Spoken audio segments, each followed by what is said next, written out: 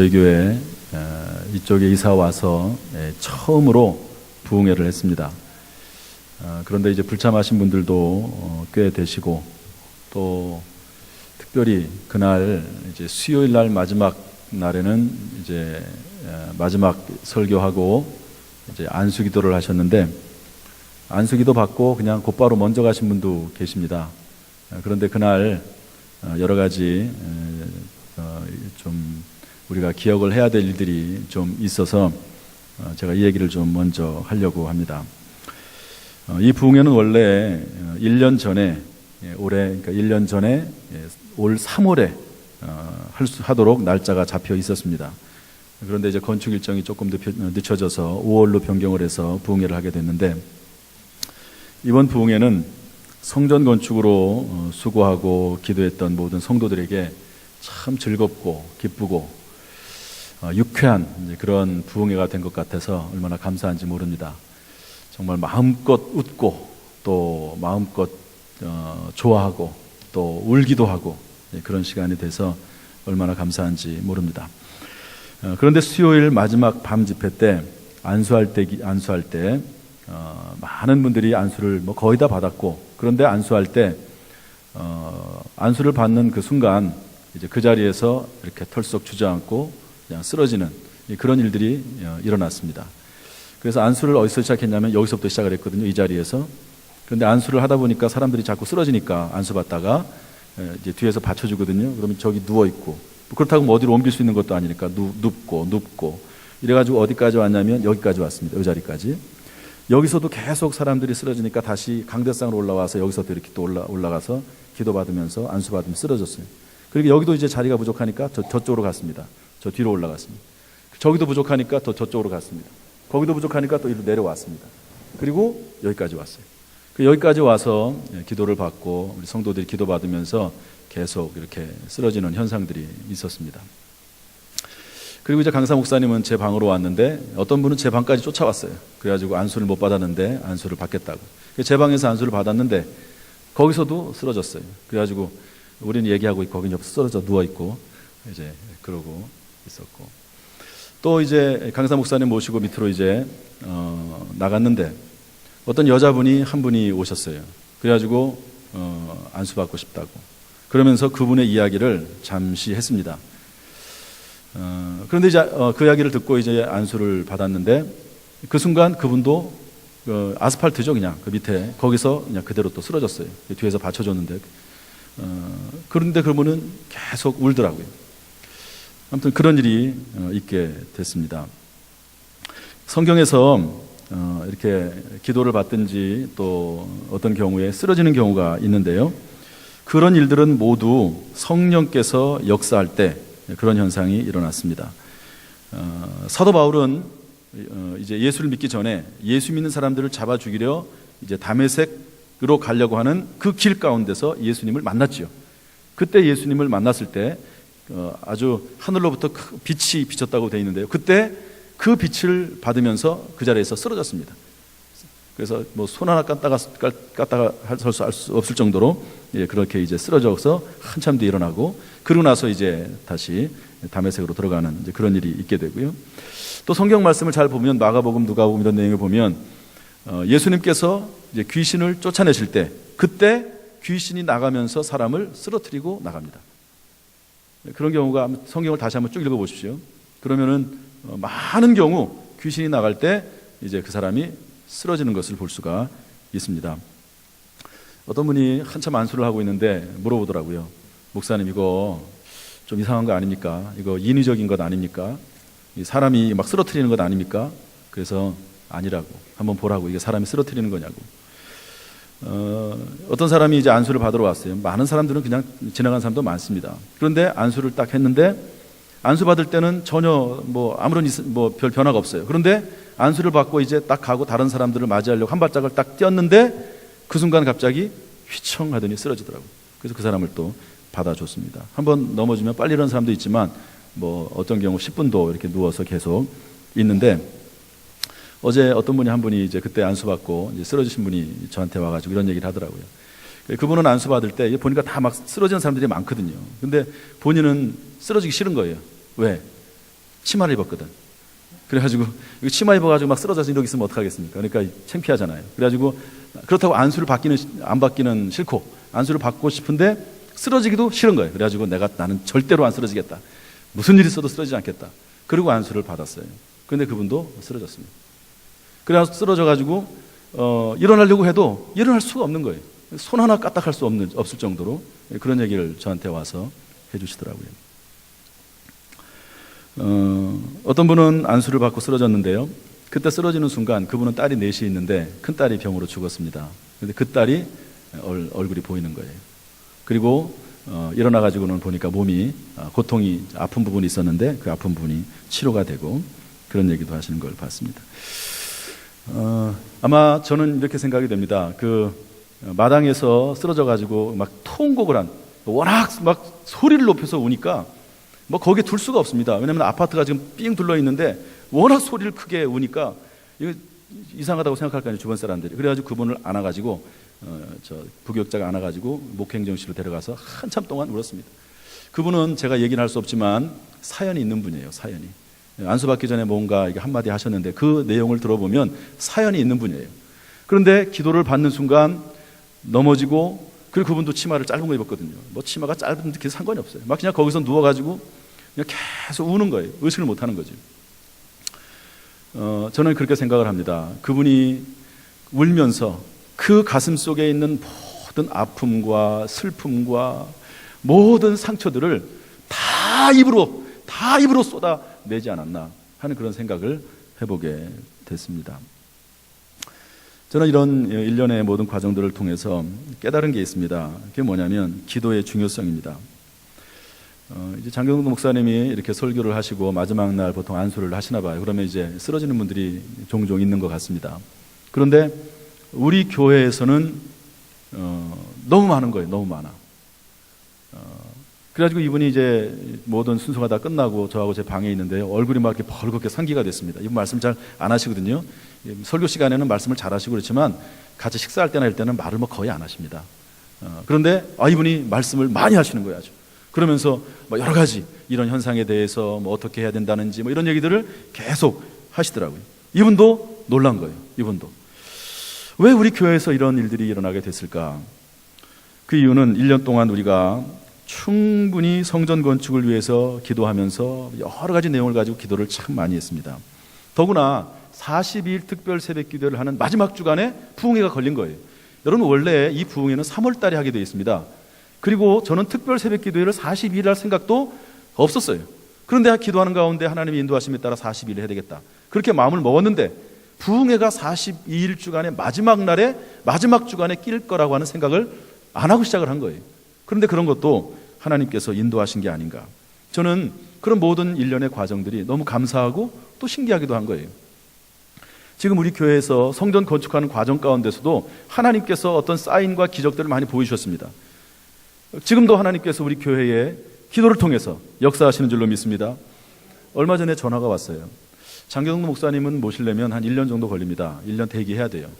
그리고 이분은 이제 작은 교회는 잘 안 갑니다. 왜 안 가냐면 되도록이면은 많은 사람들에게 한 번 설교하더라도 많은 사람들에게 설교하려고. 저는 이해는 돼요. 뭐 무슨 목사가 어디로 오라 그러면 가야지 뭐 작은 교회만 가 큰 교회만 가냐. 그럴 수도 있지만 어쨌든 되도록이면은 많은 사람들에게 있는 상태에서 설교를 하려고. 만약에 어떤 교회 큰 교회에서 하면은 올 수 있잖아요. 장기동 목사 유명하고 또 소문을 전도를 합니다. 그래서 이번에도 우리 많이 오지 않았습니까? 주변 교회에서 많이 왔습니다. 주변 이웃들이. 이분은 그런데 1년 기다려야 됩니다. 그런데 한 번 모시려면 3년 기다려야 되는 분이 있어요. 3년. 이분은 여자 전도사님인데요. 박순애 전도사님이라고요. 이분은 전 세계를 다니면서 말씀을 전합니다. 장경동 목사님이 웃음의 메시지를 전한다고 하면 이분은 너무너무 감동적이에요. 막 눈물이 흐르는 눈물의 카타르시스가 있는 그런 메시지를 전하는 그런 분이십니다. 이분을 제가 몇 번 전화해가지고 오시도록 그렇게 했는데 시간이 안 돼서 못 온다고 그랬어요. 그런데 이분한테 전화가 왔어요. 오겠다고.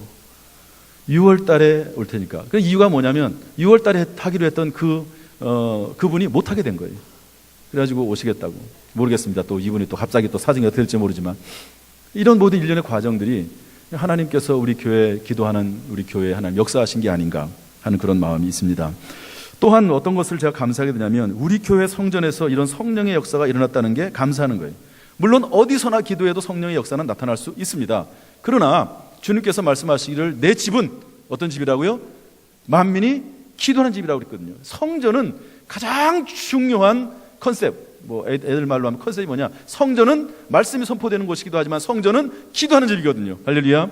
그런데 우리 교회에서 기도할 때 기도응답이 있고 성령의 역사가 나타나고 귀신의 역사와 모든 악한 것이 떠나가는 그런 역사가 저는 이번 부흥집회를 통해서 시작이 됐다는 면에서 감사가 되더라고요. 할렐루야. 앞으로 우리 교회가 이런 일에 쓰임받고 우리 교회 와서 예배드리는 모든 성도들마다 물론 각자 골방에서 기도해야 되지만 주님의 전에 나와서 기도할 때마다 성령의 위로하심과 감동이 있고 그리고 모든 귀신의 세력이 떠나가고 주의 은혜를 받는 복된 성전이 될 수 있기를 주님의 이름으로 축복합니다. 세 번째로는 성경 이야기가 사실이라고 하는 것이 입증이 돼서 너무 감사한 거예요. 성경 보면은 귀신이 떠나가는 일이 있잖아요. 성령이 임하는 역사가 있잖아요. 그런 역사들이 우리 교회 이 현장에서 있었다는 게 얼마나 감사한지 몰라요. 아, 성경에 있는 내용이 거짓말이 아니구나. 진짜구나. 그렇다면 그런 걸 보면 성경에 있는 다른 내용도 진짜겠구나. 그렇게 우리가 생각해 볼 수 있지 않겠습니까? 성경에 있는 다른 내용도 진짜구나. 오늘 제가 하나님의 말씀을 증거하게 될 겁니다. 부모 공경에 대한 이야기를 할 텐데 그렇다면 성경의 말씀이 진짜라면 진리라면 부모 공경에 대해서 성경에서 기록된 말씀도 진짜고 그리고 그 말을 흘려들을 말씀이 아니라 그 말씀대로 해야 되겠다 하는 그런 마음이 그런 믿음이 생길 수 있기를 주님의 이름으로 축복합니다. 오늘은 약속이 있는 첫 계명이라고 하는 제목을 가지고 말씀을 나누려고 하는데요.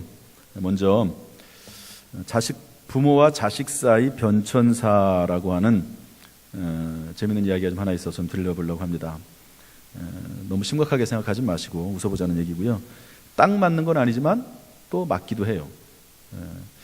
사춘기가 되면 남남, 군대 가면 손님, 장가 가면 사돈, 낳을 땐 일촌, 대학 가면 사촌, 제대하면 팔촌, 결혼하면 사돈의 팔촌, 애 낳으면 동포, 이민 가면 해외 동포.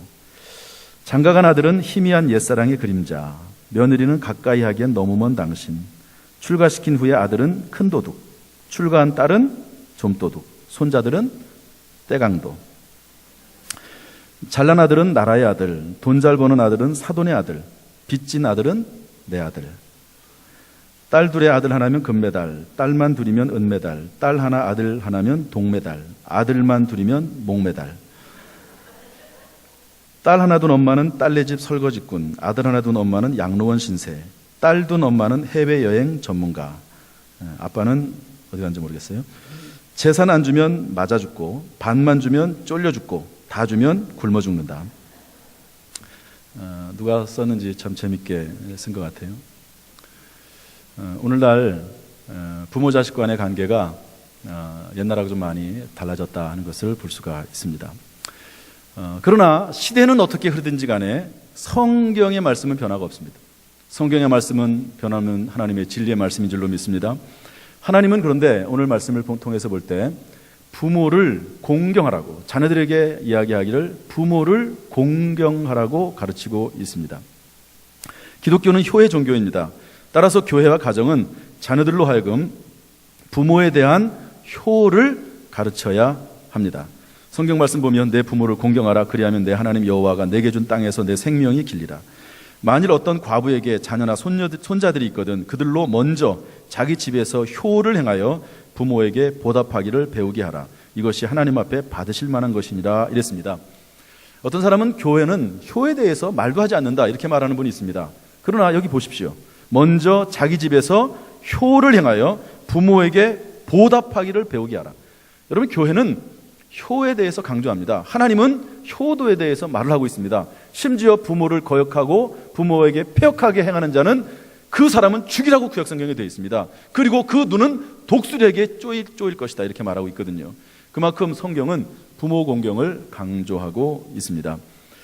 오늘 성경 말씀을 통해서 하나님께서는 부모 공경에 대해서 약속을 하신 게 있는데요. 이렇게 되어 있습니다. 이로써 내가 잘되고 땅에서 장수하리라. 내 부모를 공경하라. 그리하면 내 하나님 여호와가 내게 준 땅에서 내 생명이 길리라. 너는 내 하나님 여호와께서 명령한 대로 내 부모를 공경하라. 그리하면 내 하나님 여호와가 내게 준 땅에서 내 생명이 길고 복을 누리리라. 아멘. 여러분 요즘은 다 오래 살죠. 그러나 오래 사는 것이 꼭 중요한 건 아니에요. 건강하게 오래 살아야죠. 그래서 이런 말이 있습니다. 9988234 많이 들어보셨죠? 99세까지 팔팔하게 살다가 2, 3일 정도 앓다가 죽는 거. 이게 잘 죽는 거라고 얘기하지 않습니까? 여러분 혹시 사시더라도 건강하게 사시다가 또 건강한 모습으로 하나님 부름받을 수 있기를 주님의 이름으로 축복합니다. 모세는 120세까지 살았습니다. 그런데 그때까지 눈이 흐리지 않았어요. 무슨 말입니까? 치매 걸리지 않고 이렇게 건강하게 정신이 맑게 살다가 그러다가 죽었는데요. 또 기력이 쇠하지 않았다고 했습니다. 이런 것이 얼마나 큰 복입니까? 그런데 성경은 말하기를 부모를 공경할 때 하나님께서는 그런 복을 주시겠다고 약속하고 있는 것이죠. 그런데 여기서 중요한 단어가 있습니다. 그게 뭐냐면 하나님께서 약속을 했다는 거예요. 내게 준 땅에서 내 생명이 길고 복을 누리라. 즉 다시 말해서 부모 공경에 대해서는 하나님께서 상금과 상품을 걸었다는 겁니다. 할렐루야. 여러분 부모 공경은요 상이 있어요. 여러분 성경 말씀을 쭉 보십시오. 물론 말씀대로 살면 하나님 주시는 복이 있긴 하지만 여기 있는 성경 말씀처럼 노골적으로 하나님께서 내가 부모를 공경하면 복을 주겠다, 이 땅에서 잘되게 해주겠다, 이런 말을 한 구절이 그렇게 흔치 않습니다. 그래서 성경은 뭐라고 말하냐면 약속 있는 첫 계명이라고 그랬거든요. 첫 계명. 그러므로 여러분 부모 공경은 상이 있다는 사실을 깨닫고 여러분 하나님의 말씀은 진리의 말씀인 줄로 믿습니다. 이 말씀 붙잡고 부모를 공경할 수 있기를 주님의 이름으로 축복합니다. 더 중요한 말이 하나가 있어요. 그게 뭐냐면 땅에서라고 하는 말입니다. 땅에서. 여러분 성경은 하나님의 나라를 늘 바라보게 하거든요. 천국을 생각하게 합니다. 천국을 바라보면서 인내하고 절제하고 그리고 헌신하고 살아라 이야기하고 있는데 부모 공경에 관련해서는 하나님께서 뭐라고 말씀하시냐면 이 땅에서 잘되고 장수한다 그랬어요. 땅에서. 얼마나 놀라운 일입니까? 여러분 이 땅에서, 즉 다시 말해서 현세에서 잘되기를 원하십니까? 그렇다면 하나님의 말씀을 믿고 이 땅에서 부모에게 공경할 수 있기를 주님의 이름으로 축복합니다. 그러면 부모에게 어떻게 하라는 말씀이냐? 첫 번째로는 순종하라고 하십니다. 따라서 합시다. 순종해라. 부모에게 순종해라. 성경에 나오는 부모에게 순종하는 대표적인 이야기가 뭘까? 아마도 이삭의 이야기일 겁니다. 하나님께서 아브라함에게 아들을 주겠다고 했습니다. 그리고 나서 아들을 주셨는데 몇 살 때 아들을 주셨죠? 100살 때 주셨습니다. 100살 때 아들을 얻고 나서 아들을 잘 기르는데요. 한 12년 정도 지나고 나서 하나님께서 아브라함에게 말씀하시기를 그 아들 이삭을 번제로 바치라는 거예요. 번제로 바치라는 것은 그 아이를 죽여서 가죽을 벗겨서 내장을 다 꺼내서 불로 태워가지고 하나님 앞에 드리라는 거거든요. 이게 참 납득이 될 수 없는 일입니다. 그런데 아브라함이 순종합니다. 그래서 아침 일찍 일어나가지고 아들을 모리아산 위로 끌고 가서 정말 하나님의 말씀대로 그 아들을 잡아서 죽여서 번제로 드리려고 하는데 하나님께서 말리시죠. 그래가지고 이제 하나님이 다 나중에 축복을 하시게 되는데요. 그때 아들 이삭의 입장에서 한번 생각을 해봅시다. 아들 이삭의 나이가 12~13살 정도 됐을 겁니다.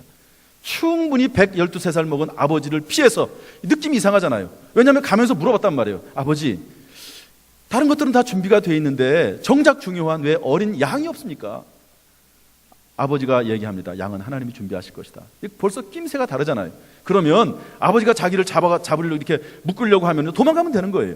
그러나 아들도 순종합니다. 저는 이것을 이삭이 바보고 미련해서가 아니라 아들 이삭이 아버지에게 순종했기 때문에, 순종하는 마음이 있었기 때문에 일어난 일이라고 봅니다.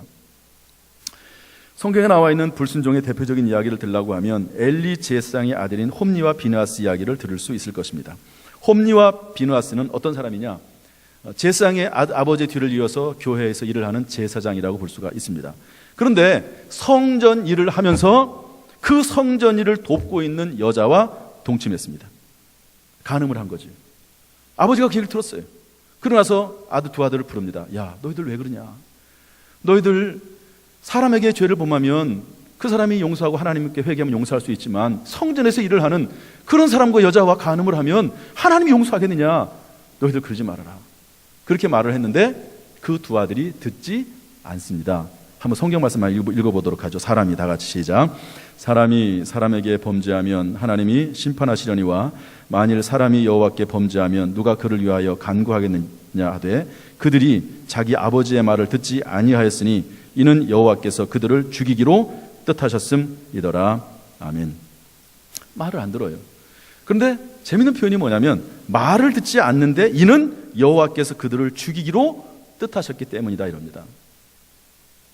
그 사람들이 나빠서 죽었다기보다도 하나님께서 너무너무 패역하니까 죽이기로 작정을 했어요. 그런데 이 말을 조금 바꿔서 말하면 이렇습니다. 죽을 사람은 죄를 짓고도 듣지 않습니다. 죄를 짓고도 회개의 말을 듣지 않는 사람은 죽을 사람입니다. 그렇죠? 그래요, 안 그래요? 말을 풀면 그렇잖아요. 그들이 자기 아버지의 말을 듣지 아니하였으니 이는 여호와께서 그들을 죽이기로 뜻하셨습니다. 분명히 죄를 졌어요. 잘못했어요. 그런데도 회개의 말을 듣지 않아요. 그러면 죽는 겁니다. 망하는 겁니다. 여러분, 삼풍사고 또 삼풍백화점 붕괴 사건, 성수대교 무너졌죠. 어떤 분이 연구를 했습니다. 보통 큰 대형 사고가 일어날 때는 그냥 갑자기 와르르 문제가 생기는 게 아니라 147번의 작은 경고가 있었다는 겁니다. 누가 그런까지 연구를 해놨어요. 그런 경고를 무시하고 또 무시해서 결국에는 그런 일이 생긴다고 하는 거죠. 저는 이번에 부흥회를 하면서 경고를 하나 받았습니다. 뭐냐, 아주 성도들 다 있는 데서 저한테 운동하라고 그렇게 했습니다. 운동. 그러니까 하나님께서는요 경고하시거든요. 그런데 듣질 않아요. 어느 순간 그 듣지 않는 이유가 뭐냐? 그 사람은 망하기로 하나님 작정하셨어요. 그 사람을 죽이기로 하나님 작정하셨어요. 그럼 말 안 들은 거예요. 어쨌든 홈리와 비누아스는 부모의 말을 듣지 않습니다. 그래가지고 결국 나중에 다 죽어요. 그리고 아버지도 죽습니다. 한날에 다 죽습니다. 그러므로 여러분, 우리가 이 하나님의 말씀을 귀하게 여기고 진리로 믿는다면 여러분 육신의 부모에게 순종할 수 있는 저 여러분 될 수 있기를 주님의 이름으로 축복합니다. 그런데 여기 주 안에서라고 하는 말이 있습니다. 주 안에서.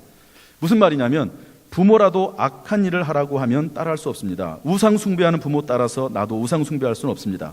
오히려 부모를 전도해서 천국 가시도록 하는 것이 효입니다. 아버지와 어머니도 예수 믿어 말씀 안에서 사시도록 권고하고 또 권고하는 것이 하나님의 뜻이요 진짜 효인 줄로 믿습니다. 그런데 순종에 대해서 이야기하면서 어떤 사람은요, 내 마음에 들면 순종하고 내 마음에 안 들면 순종하지 않는 사람이 있어요.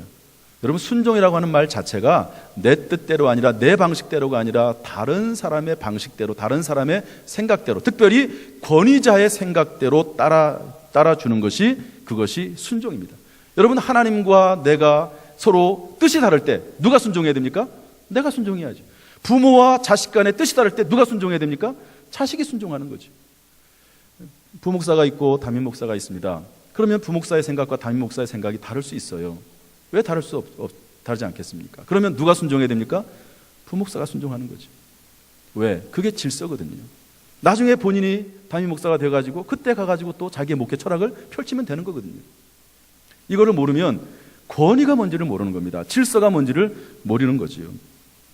순종하지 않을 때 하나님의 은혜가 임할 수 없다는 사실을 기억해야 될 것입니다. 두 번째로 부모를 공경해야 됩니다. 부모 공경에 대해서 잘 알 수 있는 것은 뭐냐? 노아의 이야기입니다. 노아에게는 세 아들이 있었죠. 아시는 분 있으신가요? 셈, 함, 야벳, 세 사람이 있습니다. 그런데 한 번은 노아가 이제 노아 홍수 이후에 이제 산에 이제 머물러 가지고 이제 거기서부터 이제 정착을 하기 시작을 하잖아요. 그런데 농사를 져가지고 포도를 수확을 했어요. 그리고 포도를 가지고 포도주를 만들어 가지고 그 포도주를 잔뜩 먹고 취했습니다. 술 먹으면 여러 가지 현상들이 나타나죠. 어떤 사람들은 길거리 다니면서 막 노래 부르는 사람도 있습니다. 또 그리고 막 술 취해 가지고 막 토하는 사람도 있고요. 그리고 어떤 사람은 술 취하면은 막 괜히 웃는 사람도 있고, 술 취하면은 뭐 별의별 현상들이 막 생기게 되는데요. 노아는 어떤 주사가 있냐면 술을 먹으면 빨개 벗고 누워서 자는 그런 습관이 있나 봐요. 그래서 아버지가 술 먹고 자는 거예요. 그때 둘째 아들이 먼저 봤어요. 보니까 아버지가 글쎄 그러고 있네. 아버지의 흠과 허물이 보인 거예요. 그것을 다 봤습니다. 다 보고 나서 밖에 나가가지고 자기 형과 동생에게 다 알렸습니다. 아버지의 허물을 드러낸 거지요. 소문낸 거지요. 아버지를 비방한 겁니다. 여기에 대해서 성경은 이렇게 말합니다. 마태복음 15장 4절에 예수님이 직접 하신 말씀입니다. 내 아버지나 어머니를 비방하는 자는 반드시 죽임을 당하리라 하였거늘. 따라서 합시다. 내 아버지나 어머니를 비방하는 자는 반드시 죽임을 당하리라. 이게 성경 말씀입니다. 여러분 혹시 아버지나 어머니를 비방한 적이 있습니까? 권위자들을 비방한 적이 있습니까? 죽는다는 거예요. 안 죽었는데요? 죽습니다. 왜? 성경 말씀이 진리니까. 그러나 셈과 야벳은 어떻게 됐습니까? 큰아들과 셋째 아들은 옷을 가져다가 자기들의 어깨에 메고 뒷걸음질 쳐가서 그 아버지의 하체를 덮었어요. 허물을 가려준 겁니다. 그리고 그들이 얼굴을 돌이키고 그들의 아버지의 하체를 보지 않았다고 성경을 기록하고 있습니다. 허물을 덮어준 거예요. 아버지를 비방하지 않은 겁니다. 그랬더니 아버지가 이제 술에서 깼습니다. 한번 성경 말씀 읽어보겠습니다. 노아가 시작. 노아가 술이 깨어 그의 작은 아들이 자기에게 행한 일을 알고 이에 이르되 가나안은 저주를 받아 그의 형제의 종들의 종이 되기를 원하노라 하고 또 이르되 셈이 하나님 여호와를 찬송하리로다. 가나안은 셈의 종이 되고 하나님이 야벳을 창대하게 하사 셈의 장막에 거하게 하시고 가나안은 그의 종이 되게 하시기를 원하노라 하였더라. 둘째 아들 함, 별명이 가나안이거든요. 그 가나안에게 가나안을 저주합니다. 어떻게 저주하냐면 종들의, 그 형제의 종들의 종이 되기를 원한다. 이렇게 저주합니다. 아니 세상에 무슨 아버지가 아들을 저주할 수 있겠느냐 이렇게 말할 수 있을지 몰라요. 그러나 어쨌든 저주했습니다. 노아는. 중요한 것은 뭐냐면 감정이 격해서 한 말이긴 하지만 그대로 되었다는 게 문제입니다. 왜 그럴까요? 부모는 자식에게 권위자이기 때문에 그렇습니다.